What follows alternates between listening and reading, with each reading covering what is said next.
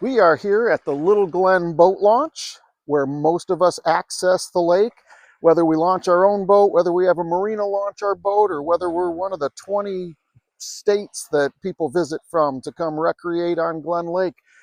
This is where it all starts. And unfortunately, this is also where most of the invasive species enter the lake. And we're incredibly fortunate to have a single access point with a dedicated boat wash to help reduce those invasive species. But when they get in, like koi fish or Eurasian milfoil, they can be really expensive and they can interfere with our ability to have great recreation on the lake.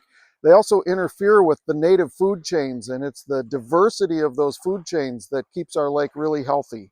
So if you see anything that doesn't look normal on your shoreline, something that washes up, grab a picture or video, send it to us, and we'll be happy to come check it out. For the Glen Lake Association, I'm Joe Blondia.